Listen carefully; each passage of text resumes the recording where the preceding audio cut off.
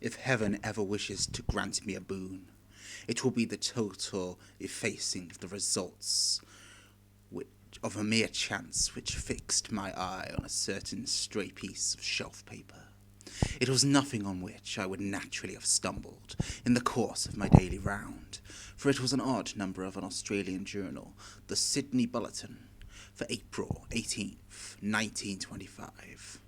It had escaped even the cutting bureau, which had at the time of its issuance been avidly collecting material for my uncle's research. I had largely given over my inquiries into what Professor Angle had called the Cthulu cult, and was visiting a learned friend in Paterson, New Jersey, the curator of a local museum and a mineralogist of note. Examining one day the reserve specimens roughly set on the storage shelves in a rear room of the museum, my eye was caught by an odd picture in one of the old papers spread beneath the stones. It was the Sydney Bulletin I have mentioned, for my friend has wide affiliations in all conceivable foreign parts, and the picture was a half-tone cut of a hideous stone image, almost identical with that which Legrasse had found in the swamp. Eagerly clearing the sheet of its precious contents, I scanned the item in detail, and was disappointed to find it of only moderate length. What it suggested, however, was of portentous significance in my flagging quest, and I carefully tore it out for immediate action. It read as follows: Mystery derelict, found at sea. Vigilant arrives with helpless armed New Zealand yacht in tow. One survivor and dead man found aboard. Tale of desperate battle and deaths at sea. Rescued seaman refuses particulars of a strange experience. Only odd idol found in his possession. Inquiry to follow. The Morrison Co's freighter, Vigilant, bound from Valparaiso, arrived this morning at its wharf in Darling Harbour, having in tow the battered and disabled but heavily armed steam yacht Alert of Dundee, New Zealand, which was sighted April 12th in south longitude 3421, west longitude 152 degrees 17, with one living and one dead man aboard. The Vigilant left Valparaiso March 25th, and on April 2nd was driven considerably south off her course by exceptionally heavy storms and monster waves. On April 12th, the derelict was sighted, and though apparently deserted, was found upon boarding to contain one survivor in a half-delirious condition, and one man who had evidently been dead for more than a week. The living man was clutching a horrible stone idol of unknown origin, about a foot in height, regarding whose nature authorities at Sydney University, the Royal Society, and the museum in College Street all profess complete bafflement, and which the survivor says he found in the cabin of the yacht, in a small carved shrine of common pattern. This man, after recovering his senses, told an exceedingly strange story of piracy and slaughter. He is Gustav Johnson, a Norwegian of some intelligence, and had been second mate for the two-masted schooner Emma of Auckland, which sailed for Callao February 20th, and with a complement of 11 men. The Emma, he said, was delayed and thrown widely south of her course by the great storm of March 1st, and on March 22nd, in south longitude 49 degrees 51, west longitude 128 degrees 34. They encountered the Alert, manned by a queer and evil-looking crew of Canadians and half-castes.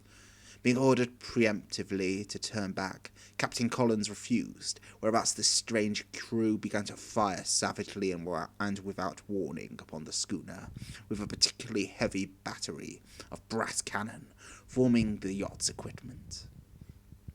The Emma's men shooed fight, says the survivor, and though the schooner began to sink from shots beneath the waterline, they managed to heave alongside their enemy and board her, grappling with the savage crew on the yacht's deck, and being forced to kill them all, the number being slightly superior because of their particularly abhorrent and desperate, though rather clumsy mode of fighting. 3 of the Emma's men, including Captain Collins and First Mate Green, were killed, and the remaining 8 under second mate Johansen proceeded to navigate the captured yacht, going ahead in their original direction to see if any reason for their ordering back had existed. The next day, it appears, they raised and landed on a small island, although none is known to exist in that part of the ocean, and 6 of the men somehow died ashore, though Johansen is queerly reluctant about this part of the story, and speaks only of their falling into a rock chasm. Later, it seems, he and one companion boarded the yacht and tried to manage her, but were beaten about by the storms of April 2nd. From that time till his rescue on the 12th, the man remembers little, and he does not even recall when William Bryden, his companion, died. Bryden's death reveals no apparent cause, and was probably due to excitement or exposure. Cable advices from Dundee report that the alert was well known. Cable advices from Dundee report that the alert was well known there as an island trader, and bore an evil reputation among the waterfront.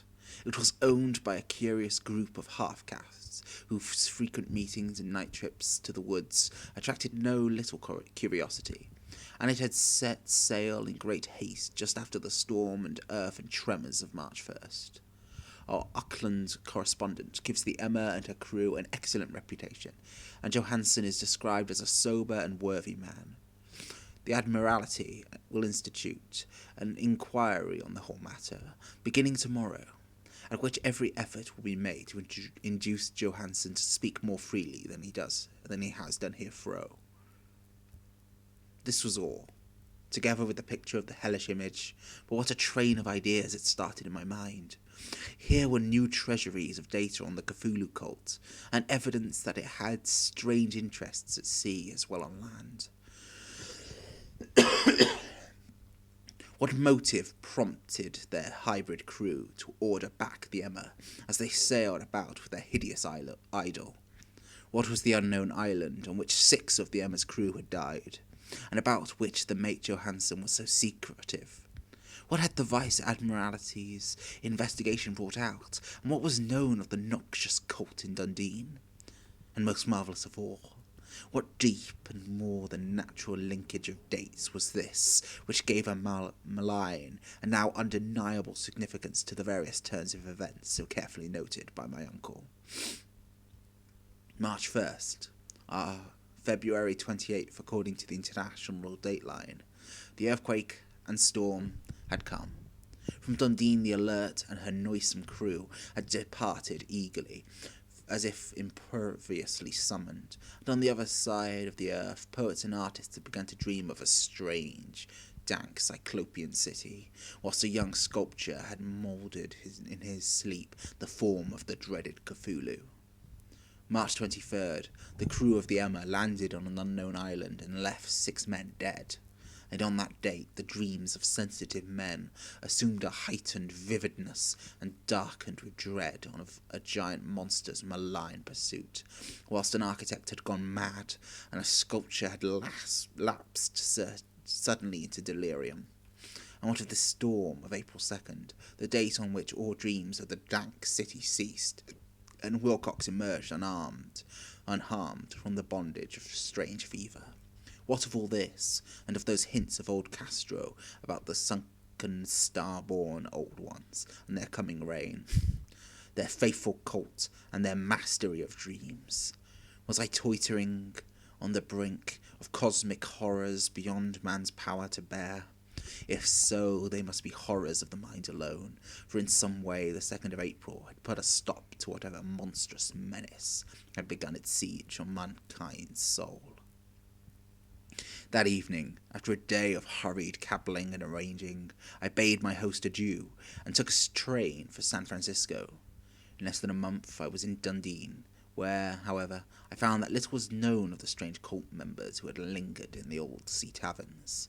Waterfront scum were far too common for special mention, though there was vague talk about one inland trip these mongrels had made, during which faint drumming and red flame were noted on the distant hills. In Auckland, I learned that Johansson had returned with yellow hair turned white after a perfunctory and inconclusive questioning at Sydney, and had therefore after sold his cottage in West Street and sailed with his wife to their old home in Oslo. Of his stirring experience he would tell his friends no more than he had told the Admiralty officials, and all they could do was to give me his Oslo address. After that I went to Sydney and talked profitlessly with seamen and members of the Admiralty Court. I saw the Alert, now sold and in commercial use, at Circular Quay in Sydney Cove, but gained nothing from its non-committal bulk. The crouching image with its cuttlefish head, dragon body, scaly wings and hieroglyphed pedestal was preserved in the museum at Hyde Park, and I studied it long and well, finding it a thing of balefully exquisite workmanship, and with the same utter mystery, terrible antiquity, and unearthly strangeness of material, which I had noted in Grasse's smaller specimen. Geologists, the curator told me, had found it a monstrous puzzle, for they vowed that the world had no rock like it. Then I thought with a shudder of what old Castro had said to Grasse about the primal great ones, that they had come from the stars, and had brought their images with them. Shaken with such a mental revulsion as I had never before known, I now resolved to visit mate Johnson in Oslo. Sailing for London, I re-embarked at once for the Norwegian capital, and one autumn day landed at the trim waves in the shadow of Egenberg. Johansson's address, I discovered, lay in the old town of King Harald Haradara, which kept alive the name of Oslo during the centuries that the greater city masqueraded as Christiania. I made the brief trip by taxicab, and knocked with palpitant heart at the door of a neat and ancient building which plastered front.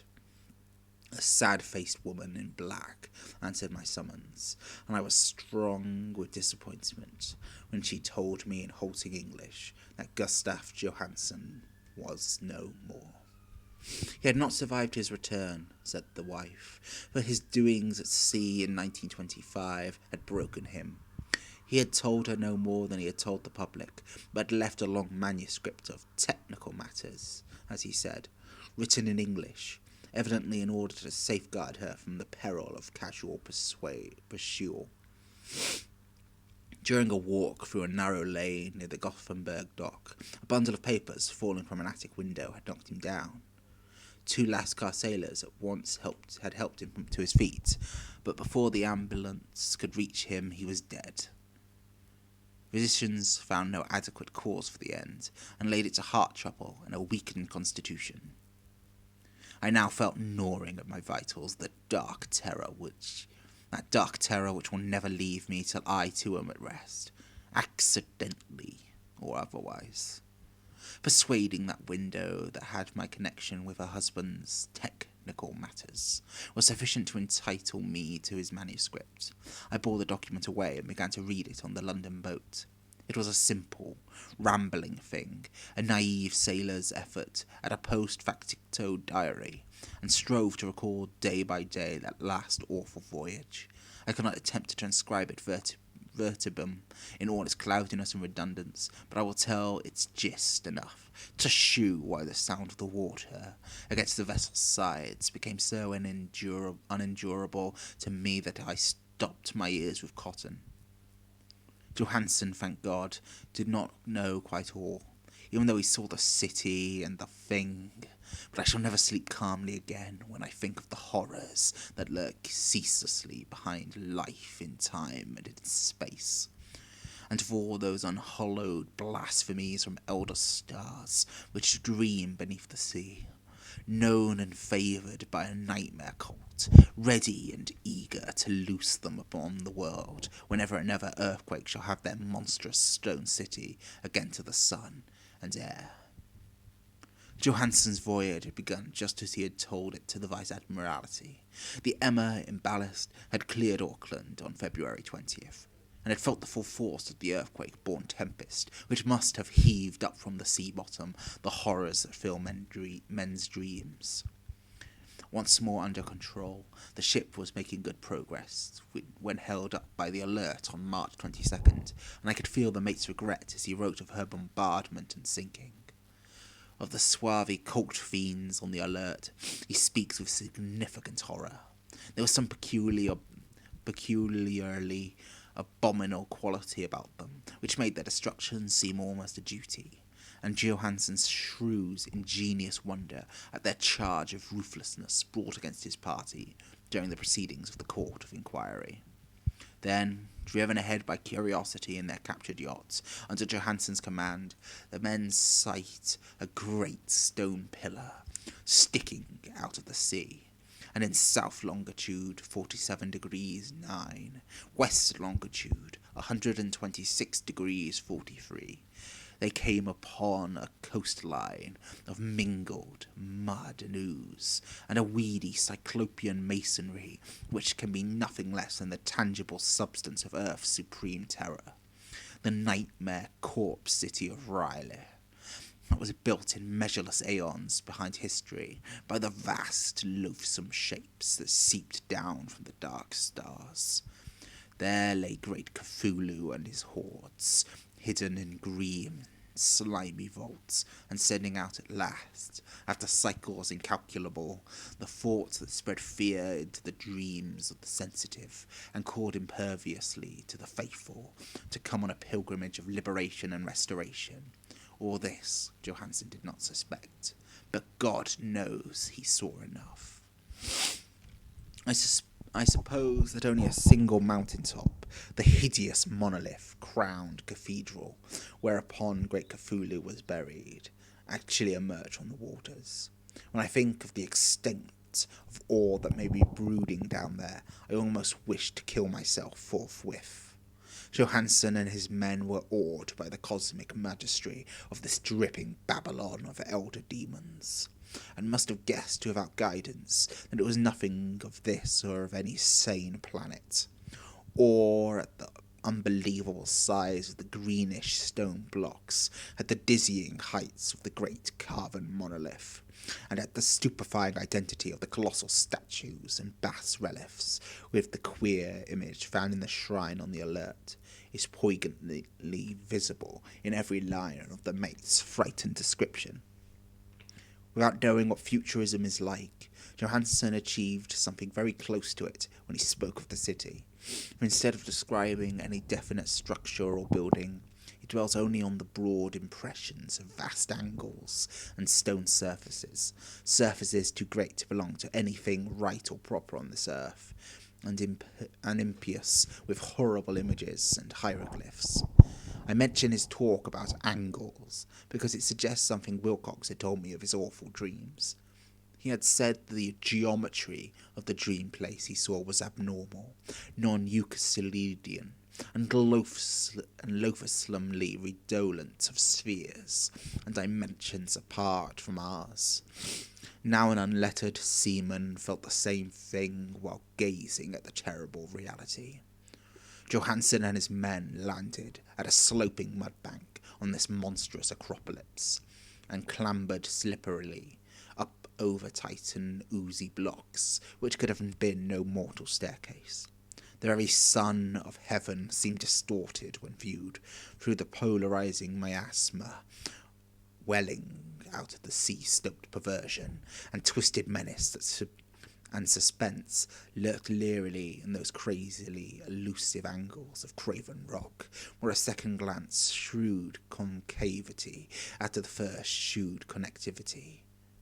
Something very like fright had come over all the explorers before anything more definite than rock and ooze and weed was seen. Each would have fled had he not feared the scorn of the others, and it was only half-heartedly that they searched, vainly as it proved, for some portable souvenir to bear away. It was Rodriguez, the Portuguese man, who climbed up the foot of the monolith and shouted of what he had found. The rest followed him, and looked curiously at the immense carved door with the now familiar squid dragon bas-relief. It was Johansen's, said, like a great barn door, and they all felt that it was a door because of the ornate lintel, threshold, and jambs around it. They could not decide whether it lay flat like a trapdoor or slantwise like an outside cellar door. As Wilcox would have said, the geometry of the place was all wrong. One could not be sure about that the sea and the ground were horizontal, hence the relative position of everything else seemed phantasmally variable. Bryden pushed at the stone in several places without result. Then Donovan felt over it delicately around the edge, pressing each point separately as he went. He clambered interminably along the grotesque stone moulding, that is, one would have called it climbing if the thing was not of the ore horizontal, and the men wondered how any door in the universe could be so vast. Then, very softly and slowly, the acre-great panel began to give inward at the top, and they saw that it was balanced. Donovan slid or somehow propelled himself down or along the jamb and rejoined his fellows, and everyone watched the queer recession of the monstrously craven portal. In this fantasy of prismic distortion, it moved anomalously in a diagonal way, so that all the rules of matter and perspective seemed upset. The aperture was black with a darkness almost material. The tenebrousness was indeed a positive quality, for it obscured such parts of the inner walls as ought to have been revealed, and actually burst forth like smoke from its eon-long imprisonment, visibly darkening the sun as it slunk away into the shrunken and gibbous sky on flapping membranous wings. The odour arising from the newly opened depths was intolerable, and at length the quick-earned Hawkins thought he heard a nasty, slopping sound down there. Everyone listened, and everyone was listening still, when it lumbered slobberingly into sight, and gropingly squeezed its gelatinous green immensity through the black doorway into the tainted outside air of that poisoned city of madness. Poor Johansen's handwriting almost gave out when he wrote of this. Of the 6 men who never reached the ship, he thinks 2 perished of pure fright in that accursed instant. The thing cannot be described. There is no language for such abysms of shrieking and immemorable lunacy, such eldritch contradictions of all matter, force, and cosmic order. A mountain walked or stumbled. God, what wonder that across the earth a great architect went mad, and poor Wilcox raved with fever in that telepathic instant. The thing of idols, the green, sticky spawn of the stars had awakened to claim his own.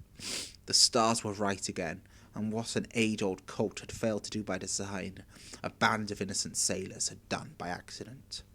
After vegetations of years, great Cthulu was loose again, and ravening for delight. 3 men were swept up by the flabby claws before anybody turned. God rest them, if there be any rest in the universe. They were Donovan, Guerrera, and Angstrom. Parker slipped as the other 3 were plunging frenziedly over endless vistas of green-crusted rock to the boat. Johansen swears he was swallowed up by an angle of masonry which should not have been there, an angle which was acute, but behaved as if it was obtuse. So only Bryden and Johansen reached the boat and pulled desperately for the Alert as the mountainous monstrosity flopped down the slimy stones and hesitated, floundering at the edge of the water. Steam had not been suffered to go down entirely. Despite the departure of all the hands on the shore, it was the work of only a few moments of feverish running up and down between the wheel and engines to get the Alert under way.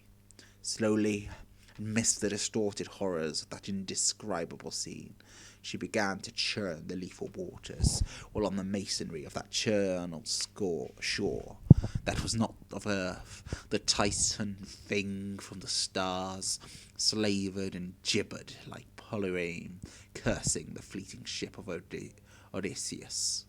Then, bolder than that storied Cyclops, great Cthulu slid greasily into the water and began to pursue with vast wave-raising strokes of cosmic potency. Bryden looked back and went mad, laughing shrilly as he kept on laughing at intervals, till death found him one night in the cabin, while Johansen was wandering deliriously. But Johansen had not given out yet, knowing that the thing could surely overtake the Alert until steam was fully up. He resolved on a desperate chance, and setting the engine for full speed, ran lightning-like on deck, and reversed the wheel. There was a mighty eddying and foaming in the noisome brine, and as the steam mounted higher and higher on the brave Norwegian drove,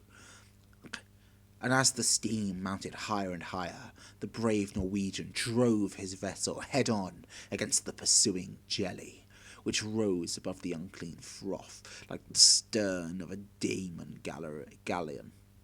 The awful squid head, with rivering feelers, came nearly up to the bowsprit of the sturdy yacht, but Johansen drove on relentlessly. There was a bursting, as if of an exploding bladder, a slushy nastiness, as if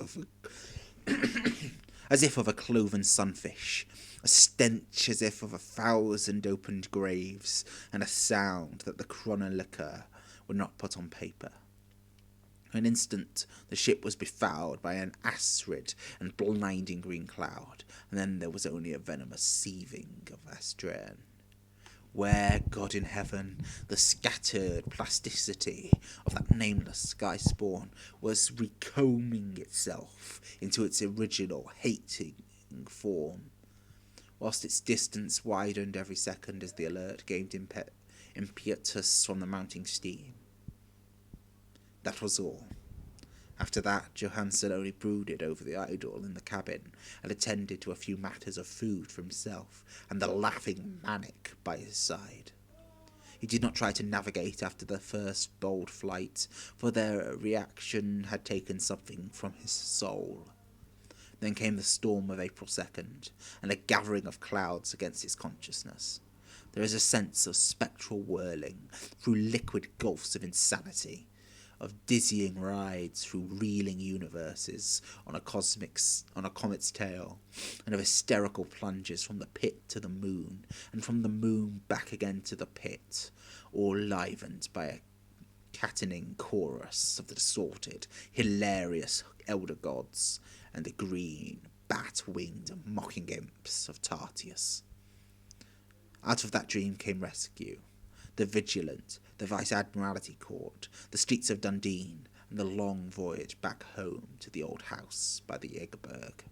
He could not tell. They would think him mad. He would write of what he knew before death came, but his wife must not guess. Death would be a boon if only it could block out memories. That was the document I read, and now I have placed it in the tin box beside the bas-relief and the papers of Professor Angel. With it shall go this record of mine, this test of my own sanity, wherein is pieced together that which I hope may never be pieced together again. I have looked upon all that the universe has to hold of horror, and even the skies of spring and the flowers of summer must ever afterward be poison to me. But I do not think my life will be long. As my uncle went, as poor Johansen went, so shall I go. I know too much, and the cult still lives. Cthulu still lives too, I suppose. Again in that chasm of stone which has shielded him since the sun was young. His accursed city is sunken once more, for the Vigilant sailed over that spot after the April storm, but his ministers on earth still bellow and prance and slay around idol-capped monstrosities in the lonely places. He must have been trapped by the sinking whilst within his black abyss, or else the world would now be screaming with fright and frenzy. Who knows the end? What has risen may sink, and what has sunk may rise. Loathsomeness waits in dreams in the deep, and decay spreads over the tottering cities of men. A time will come, but I must not and cannot think. Let me pray that, if I do not survive this manuscript, my executors may put caution before audacity, and see that it meets no other eye.